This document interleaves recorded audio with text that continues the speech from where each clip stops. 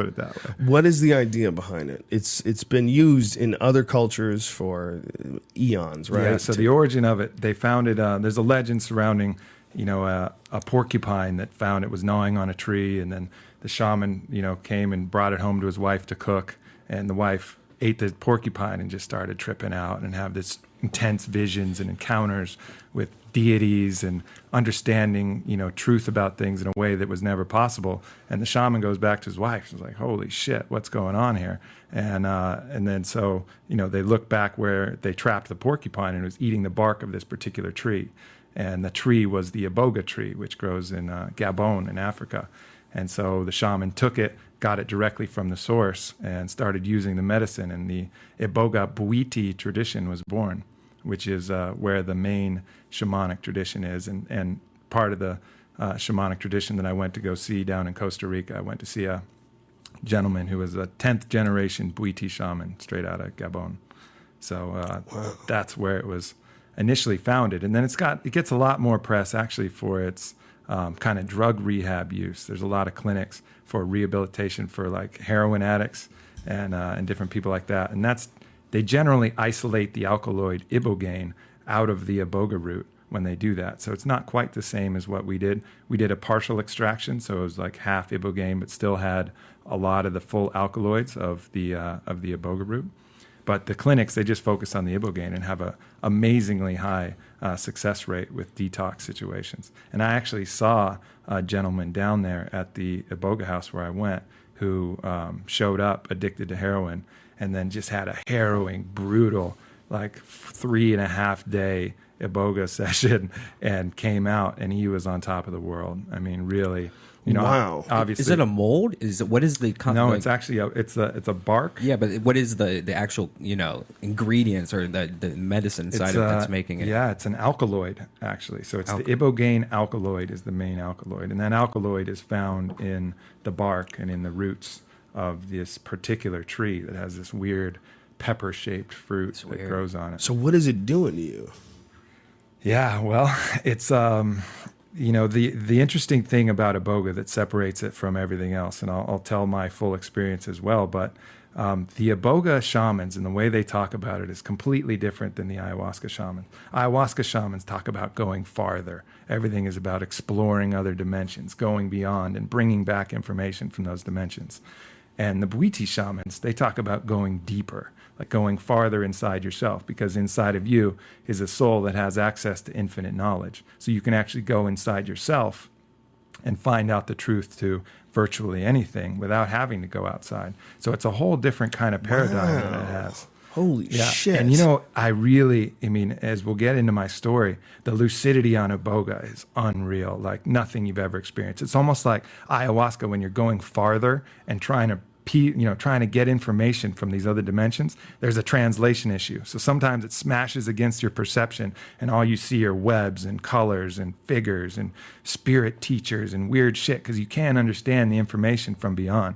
But Iboga, it's like yourself talking to you. It's like the best version of you just telling you what the fuck is up.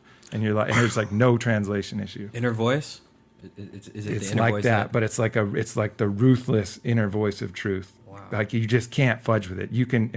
There's no even arguing. Like there's some things that are uncomfortable to think about. Like you don't want to look at them and it'll just be like, stop bullshitting. It's just ruthless. I mean, it's been compared to dealing with your stern father. Well, that's not a paradigm that I use because that wasn't just how I grew up. But I think for a lot of people, that kind of voice of reason that's just, not letting you slide and not letting you slack on anything comes in. And that's really what you experience on the Iboga. Would you do it again or would you be scared of it? Fuck yeah, I would do it again. But wow, it's only because of the amazing gains that you get. I mean, it's a ridiculously brutal experience. And I guess I might as well just kind of get you guys into the story to tell about all the physical downside of it. But it's rough. I mean, you're nauseous as fuck. You're dizzy. You can't walk. You can't hardly drink water for, 24 hours. You're on it forever. It is not comfortable and not fun. And it's like, it's intense. But that access to truth, if you're trying to figure something out, unparalleled. And that's kind of, it's funny. The shaman's he's very kind of straightforward, and he talks to you like a normal, like most of these good shamans do. They're not like pseudo spiritual. Right. They're not trying to create an aura of mysticism. Right. Yeah. They're joking with you more than anybody there. Right. They're lighthearted. So I'll tell you how it kind of goes about. We fly into Liberia, get picked up. Liberia, Costa Rica. Yeah, it's the northern airport. Nice little Sounds airport. like Africa. Yeah, it does. It does. Get picked up, get set in. Got a beautiful place, like a ton of acres, fruit trees, coconuts you can cut off and drink the coconut water straight out of the coconut. We're pulling fruit out of there. It's like really nice setup, and fine lodgings. There's like a lodging place for the people who are getting treated and going through the ceremonies, and then there's the shaman's house with his wife and his little baby who are great. And so we get in. First day we just get acclimatized, and then we do what's called a spiritual shower, which is kind of very similar across most shamanic traditions. It's kind of preparing you for that. So we go to the stream, did a ceremony where we put some intention into some leaves and let them kind of flow through the river. And I was impressed with the shaman then. He did it with a lot of earnesty, and it felt just very, very honest, about what he was doing and just kind of preparing you traditionally for what you're about to go through.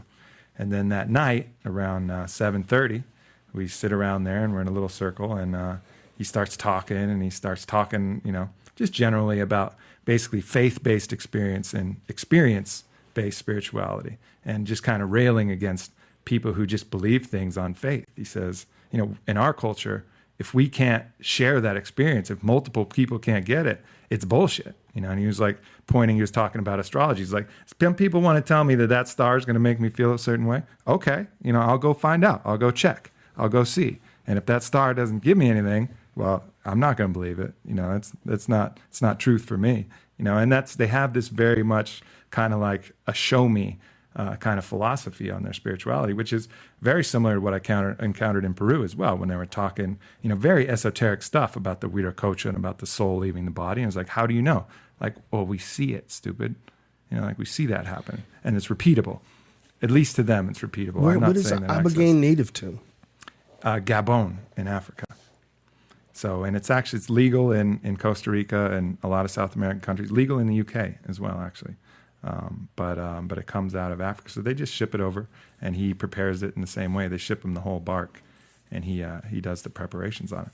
So we're going in this little speech, and he gives us one pill, and looks like about 1.5 grams capsule, kind of a horse capsule with a brown kind of powder in it. It's been about an hour, like a good hour and a half since we took it, and I'm still not feeling anything, and I'm starting to get a little cocky, and I'm thinking, oh man, maybe I'm just so experienced, maybe this is not gonna hit me, and I'm start worrying that maybe you didn't give me enough. So I'm thinking all that, and then I was there doing it with my fiance, and she started to drop, like she started to feel it, right? So she moves over to the bed, and she's feeling a lot of things. She's certainly not as experienced as me. So she's starting to feel a lot of weird things. And I'm like, I'm really not feeling it. I'm not quite there yet. And the shaman, one of the traditions in the Iboga ceremonies is you talk to different people. You get direct access to talk to their souls, they say. So whether they're alive or dead, you just have conversations with them. And that's like one of the main staples of the tradition of their spirituality. So he's whoa! What? Yeah. So you, whether alive or dead, you're talking to them. Yeah, it's almost like you're talking to them. This is what they believe. Now, I'm gonna put a disclaimer out there. But in the state, you felt this as well. Yeah, and I'll tell you how it goes a little later, because at this point I didn't feel anything. Right. So he was trying to ask, and you prepare these questions. It's different from another ceremony too. Other ceremonies, you prepare your intent, what you want to get out of it, pretty much across the board, whether it's mushrooms, peyote, ayahuasca. Set your intent. In this, you do it even more focused, and you actually write questions down. And questions you want to get answered. Some people call it asking Dr. Iboga, because Iboga will tell you the answers. So he actually has you write the questions. So he starts trying to ask Caitlin these questions, and she's having a tough time. So she says, so he goes over to me and he's like, well, why don't you respond for Caitlin? Have the conversation with her. And I'm like, I'm just not feeling it. So he's like, doesn't matter. It's not about the medicine. Like, you know what her soul would say. Like, you know how to answer these questions. And I was like, I can't see it. And he kept trying to do these visualization things. And I kind of like half imagined it, half kind of faked it just to get through. And I guess the question I was answering better than I thought I would. But so he goes through this whole thing, and then, and then he kind of finishes with that, and he smiles. And I guess he'd gotten me to the point that he wanted, which was that to realize that I didn't need to take the medicine to have access to the truth. And I think that's one of the good things about Iboga is you learn, it's easier to take what you learned there and apply it elsewhere. So then, but pretty much as soon as he was finished talking, I started to feel like I'd walked into a high voltage shed. And it was like an intense, hot buzzing around my whole body. And my heart was thumping like crazy. And I was like, holy shit, am I nervous? Like, am I freaking out here? Like, am I panicking? Is it a panic attack? And my heart's just ba-boom, ba-boom, ba-boom. I'm like thumping in my chest. And he starts playing this music that Brian's playing right now. And I'm just hammered in my chest. And then the buzzing gets crazy intense, like around me, like bzzz, like literally like I was in a high voltage tent. And things start to get nauseous. I start to get dizzy. It feels at some point I hear my fiance go, I feel like I'm spinning. And this shaman just very matter of fact just goes, make it stop. And then so when I was spinning, I was just like, make it stop. Okay. And you had that kind of control to do it. And then all of a sudden things start to crystallize a little bit more. And I start to see this like, almost like the only thing I can talk about it being similar to is like the cursor on a Google search.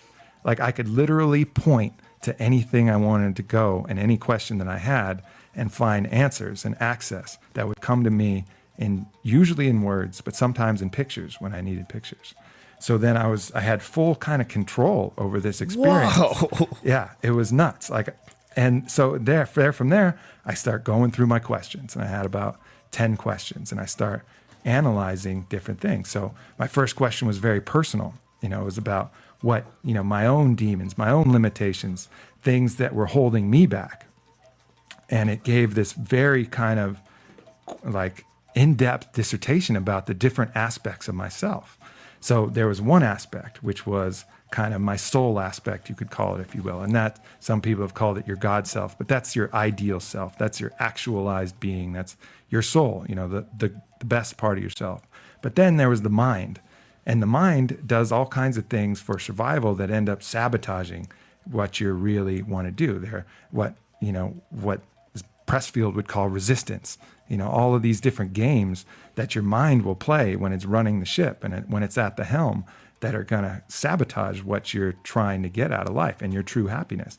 For me, it was, certain fears of, bad things happening, fear I might get sick, or fear I might, something bad might happen, or worries about this, worries about future events that didn't need to happen. All these worries and fears, which are part of some stupid survival mechanism, and these doubts that my mind had created. And I realized that wasn't really me. That was just some apparition of my mind. And so I ended up naming that part of myself, the diminutive name. I named it Mind Boy. And that was an important, crucial lesson there for me, is that not always are you acting under your best, truest being. Sometimes you got this juvenile little stupid kid who's trying to fuck up, your happiness and sabotaging you. And that's your mind.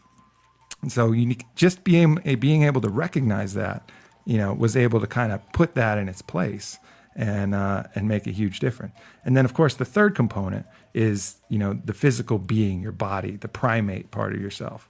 And, that's, I think, maybe in some allusion to being called clay before. I had the image that it was mud, and so I called that mud body. And what is mud body like? Mud body likes to fight. Mud body likes to fuck. Mud body likes to eat.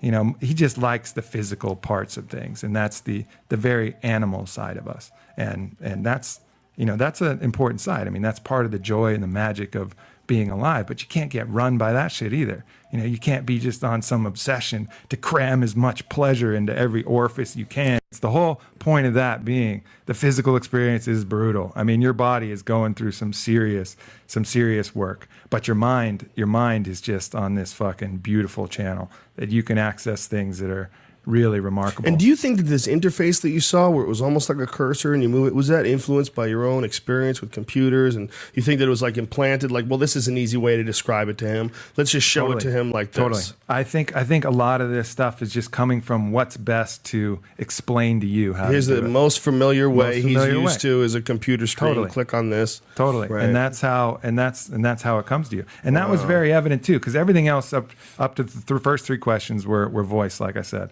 And then I was like, all right, I want to focus beyond myself and really kind of get out there. And so I started asking questions about other phenomena. So I was like, all right, why not go for the big one? What's the nature of God, the universe, and infinity? And so immediately I started getting this image of the universe and planets. And these planets were like bursting out like the Big Bang. And I could see them. I could see them coming from a point and then differentiating, bam, out. And I saw them pushing out into this nether, into this void that was like dark matter. And the dark matter, it seemed like nothing, but it had just the mildest resistance, to it. And eventually this burst, this Big Bang goes out and it runs out of energy. And when that runs out of energy, everything starts to suck back in slowly, slowly, slowly, boom, and goes back into another point, which is another Big Bang. So it's like, boom. And so I saw that and I was like, whoa, so this is like, this happens on a cycle. And then I was like, I got it. That makes sense. So this infinite Big Bang, like a heartbeat of the universe. And then that clicked. And then what I saw was this giant kind of electronic titan that was like running. And the titan was running. And the universe was like its heart inside. And I was visualizing this like crystal fucking clear. No words this time. This is just images. And the titan is running. And his act of running was what was keeping the heart pumping.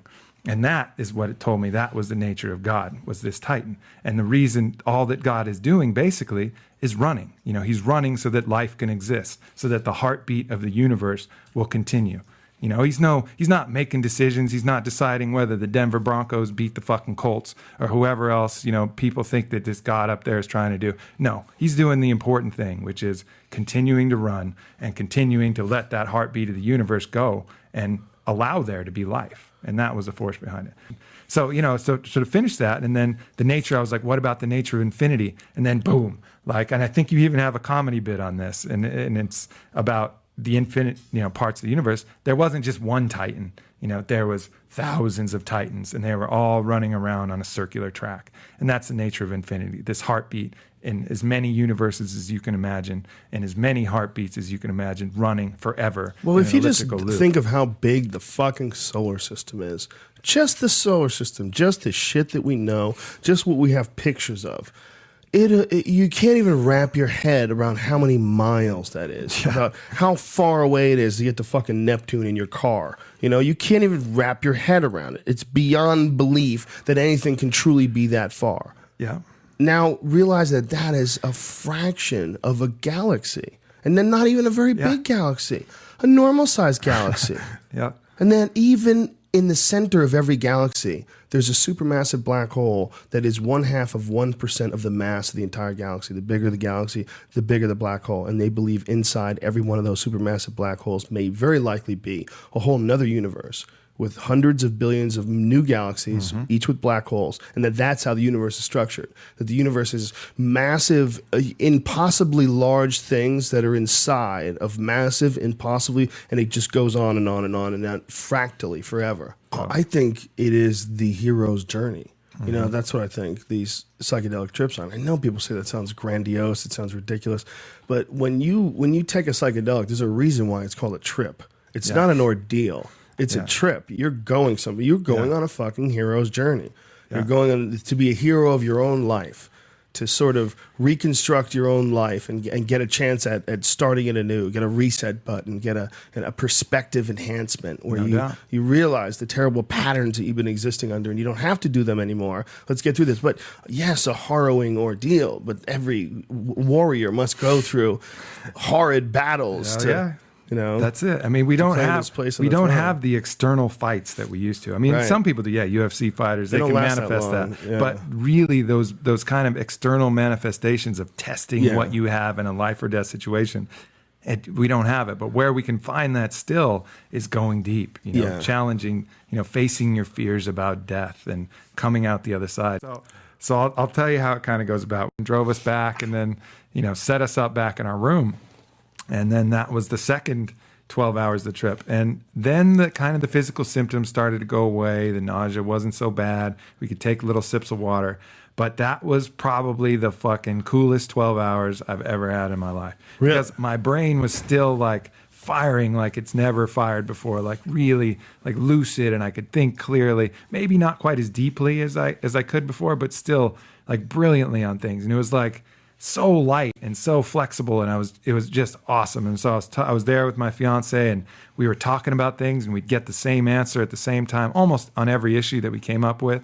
And that would be funny because, usually we don't get that deep in philosophy. It's very rare. But this time we were just able to kind of expand on everything. And but when she would ask a question, you would ask a question, it would give you both the same answer? Yeah.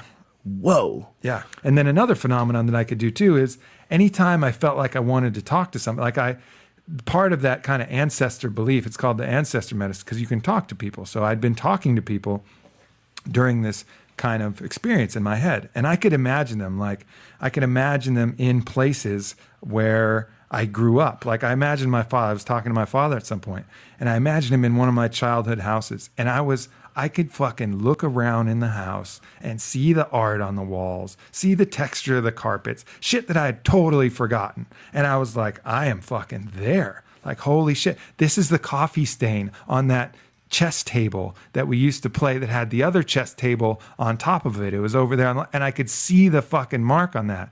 Just at that point, I just had to trust, like, hey, my body's a little fucked up. As soon as I get a little sleep, things are going to be fine. And sure enough, the next night came, and they took us like to a spa, and we went zip lining, and really kind of went out and did some active stuff and rode a horseback. And it's kind of cool, the little program they have on there. And by the time I did that, rode horseback, took a few zip lines, sat in the spa, got another sleep, then I was feeling fucking great again. Got some meals in me too. Food was important. So it was a few days. It was a few days. Yeah, you're down there for like 6 days. It sounds like it's really worthwhile. Absolutely. Is. Especially my friend Ed Calais. He's been taking a lot of people down there that have problems with pills. And it helped him tremendously. And I know a lot of people that have any opiate sort of problem. Opiates, it's brilliant for that. Ibogaine is supposed to be the shit. I mean, across the board, they tout and I haven't like researched and verified this, but across the board, they tout a 93% effectiveness rate for Ibogaine treatment on heroin addiction. Wow. So, obviously, again, I'm not an expert on that aspect of things, but that's generally the figure that they use. And I literally did get to see somebody make an amazing transformation between being an addict, arriving there, and then breaking through. And really just the whole energy about him was pretty remarkable. And that's another thing. They talk about the physical health benefits. And, it seems like it's really taxing on your body and really hard. But one of the things that the positive things that it's doing is it feels like being in that kind of high voltage shed with all of that kind of energy around you. You feel like you've been retuned by like a master tuning fork. And it seems like, they say that, all of these bacteria and a lot of viruses have like a different kind of fucked up frequency, cancers and shit like that. That's kind of, they're operating on a different vibrational frequency, which is replicate fast, and they're not quite of the same healthy frequency. And so, it seems to make sense that, kind of retuning that body's, kind of vibration. Just resetting the whole machine. Resetting the machine. And it pulling could have out, reconnecting. Yeah, exactly. Hitting reset on that. And, they boast a lot of, pretty dramatic physical cures. And who knows? I mean, I don't, again, that's not a knowledge base that I have. But if that is true, if they are having, very positive physical results, that doesn't surprise me, because that kind of retuning seemed to permeate everything. It was like, so if something else was operating not on the right frequency, that thing got realigned.